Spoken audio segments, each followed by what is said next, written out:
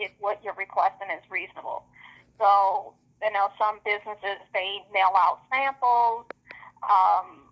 They may offer, online ordering, small, or allow you to order samples and things like that. And But they have to determine what's reasonable, because they can, once again, have legitimate safety requirements in place. Okay, so so if I'm hearing this correctly, let me know if I'm wrong.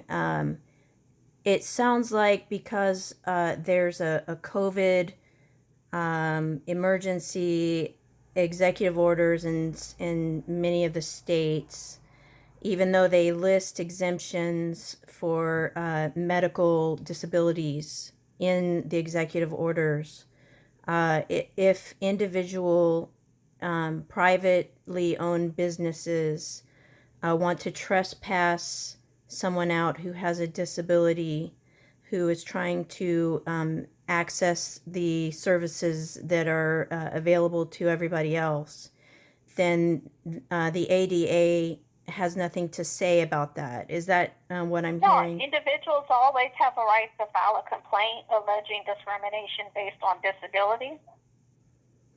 We always have a right to file a complaint if that were, let's say that were hypothetically would have happened to me, or I got arrested and put in jail for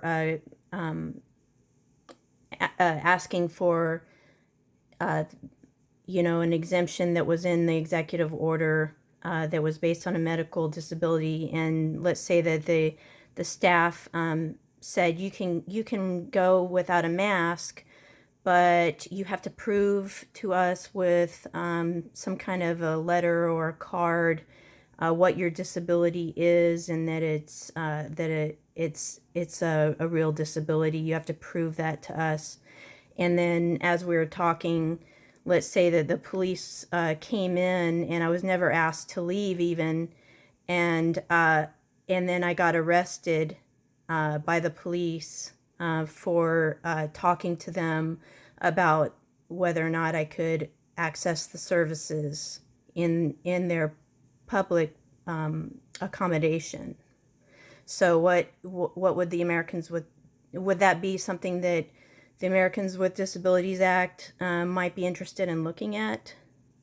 Yes, you can file a complaint alleging discrimination based on disability. We will review that information and get back to you to let you know how we will handle that complaint. And then if, let's say that person were in a criminal case because they were arrested for a criminal act and accused of trespassing, then would that person still be able to file a complaint with the Americans with Disabilities Act, or would the Americans with Disabilities Act say we need to wait and see how the criminal case turns out first? No, you can still file a complaint. The ADA is a civil rights law, so what we're going to look at is the alleged violation of their civil rights being violated based on their disability, not the criminal act in itself. Okay, and then if the entire thing happened to have been video recorded by the person who was arrested from the very beginning of going in to the entire ordeal of being arrested, then is there a way to include the video documentation in the complaint? No, we at this time you cannot include attachments. Okay. And then what would happen if you found that seemed like a violation or discrimination?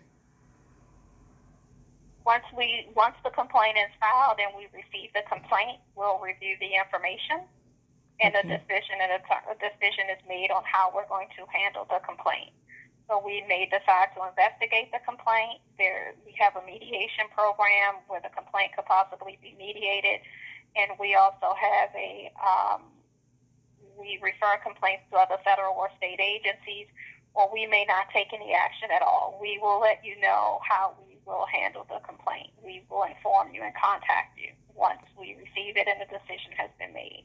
Okay, and what has your position generally been? Because one of the stores that I went to, well, it was actually Menards, seemed very confident and advised me that it would be a good idea for me to go ahead and contact your agency about the discrimination of using the mask mandate and the exceptions and exemptions that they would not accept in their store. So, Well, I mean, we don't have any language or exemptions or exceptions. Once again, the ADA is not a face mask law. So if the city or your state, the local government, if they have a exemption policy in place with the mandate, then you can always take this up with the local government as far as business is not compliant with their mandate that they have in place. okay, so are you saying that the ADA, I'm still a little confused because if you have a disability, let's say you have asthma, and you or extreme anxiety when you wear a face mask, let's say that you couldn't breathe you felt like you're suffocating, and you because of your disability you couldn't wear the mask. It it seems to me that it follows that if you were denied access to a private business and it was because you couldn't wear a mask, but you couldn't wear the mask because of your disability, it seems like they're connected so intimately that would the ADA basically take the position that, well, it's the masks, therefore we have nothing to do with that because it involves the mask mandate and not the disability directly? Is that going to be the position that the ADA takes, or do they actually say, well, it was the underlying condition which caused the person to not be able to comply with the directive or the policy? I can't answer that question. That's part of reviewing the complaint and making decisions on how we will handle the complaint once it's received. Do you know if I can't answer. Do you know if anyone has filed any similar type of complaints involving the mask with the ADA? I wouldn't be able to provide you with that information. And do you know if there are any? I see on the website that there are cases at the ADA of cases that the ADA has taken up, and it's on your website. So do you know if there were any cases involving the mask so far? If we have any cases that directly relates to the face mask, you would see, and we've investigated the matter. We post our settlement agreements on our website at A.D.A.gov. Do you have a search feature on there? Yes, there is a search. Yes, there is. So if, let's say that the word mask was used, then it would show up? Correct. It filter there is it. a search feature, a search option. Okay. All right, because it seems like it would be a shame if your agency in this law found a loophole to not have to deal with the question of the mask for people with disabilities. Do you agree with that, or do you think that... I can't answer that question. I only can answer questions as far as how it relates, how the ADA may or may not apply, and what's in place as far as the language and the regulation. I see. So what about this? If someone were to like have a limp and required a cane, and then they tried to access, let's say a store that said that you can't have a cane in our business, then would that be a kind of a case that the ADA might take up? So the ADA is not a law that where because there's something that's happening in the world that the law can just change. The ADA is a civil rights law that has been put in place since 1990. And so because there's a pandemic, our language has not changed. The language has always been businesses have an obligation to make reasonable modifications in their policies to avoid discrimination. There's always been the language of legitimate safety requirements that have always been in place. And so the business, if there is a business and they are stating that they have a legitimate reason or policy that is in place for them to be able to continue to operate safely, then they can say that these are our policies. Just like stores have always been able to create policies. No shirt, no shoes, no service. That is a store policy. That's never been a policy that is regulated by a federal agency. So stores have always been able to create policies. Under the ADA, they may have some obligations to reasonably modify those policies to accommodate an individual with a disability, as long as it's not a fundamental alteration. Okay. And then once again, there's also that language about legitimate safety requirements. Which would be if they have a claim, then how do you determine if it's legitimate? Well, I mean, we will review that information and make a decision. If we decided to investigate, those are decisions and things that we would review to decide that. So so like I'm reading between the lines here, if the defense of the business were, well, there's a COVID pandemic and masks protect you from catching the virus, then would that be taken to be a legitimate reason for not having to offer equal protection to Americans with disabilities? It could. I mean, it could be that could be an argument that could be made that the business can make. Once again, it's up to that business to make those arguments as far as what they have in place, if it's a safety risk, or the reasonable modification, and if it's a fundamental alteration. Okay, so I appreciate you answering my questions and taking the time. I really do appreciate it very much. I'm sharing it with all the other people who have difficulties wearing masks, who try to go shopping and are not allowed to shop anywhere in this state based upon the claims that the governor and the government and the health departments are making, that face masks protect us from catching a virus. And it's interesting that they can make those claims without solid evidence or proof, and we are not allowed to enjoy the same rights as others. And they always use the no shirt, no shoes, no service argument, which is actually kind of just to let you know, it's not exactly true, because there's trespass laws. In order to enforce that, you have to